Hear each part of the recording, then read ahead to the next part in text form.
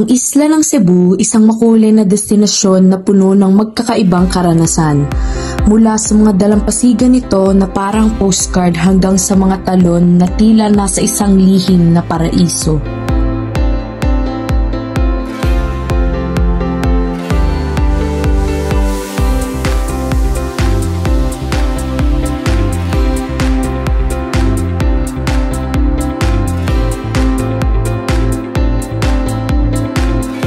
Isa itong paraiso ng tahimik na kagandahan at mga nakikipagsapalaran sa kalikasan.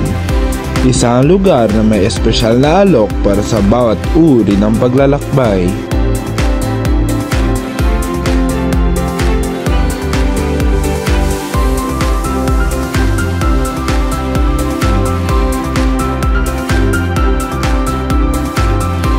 Ngayon, dumako tayo sa maliit na bayan ng Oslob sa pinakatimog na bahagi ng Cebu, isang lugar na kilala para sa kanilang mga sikat na whale shark encounters.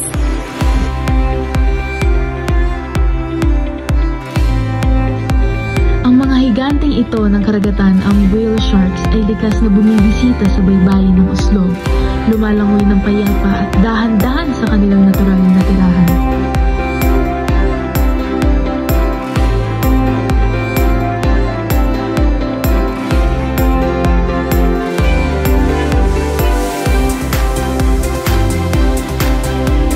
Sa Oslob, may mga 10 hanggang 15 whale shark na halos 150 metro lang mula sa baybayin. Nandito sila dahil sa araw-araw na pagpapakain ng mga lokal na mangingisda na nagdudulot ng debate tungkol sa epekto nito sa kanilang natural na migratory habits. Bagamat isang kakaibang karanasan ang nakasalamuhan ng mga whale shark na malapitan, mahalaga ring pag-isipan ang etikal na aspeto ng mga aktibidad na ito. Ang pinakamagandang panahon para bisitahin ang Oslob ay mula Nobyembre hanggang Hunyo, kung saan ang bilang ng mga whale shark ay tumataas mula Pebrero hanggang Abril.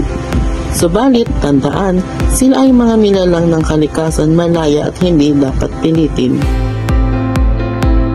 Ang Oslob at ang kanilang whale sharks ay paalala ng kagandahan at delikado ng ating ugnayan sa kalikasan. Bilang mga bisita, tayo'y dapat mag-ingat at magbigay respeto sa mga nilalang na ito habang tinatamasa ang kanilang presensya.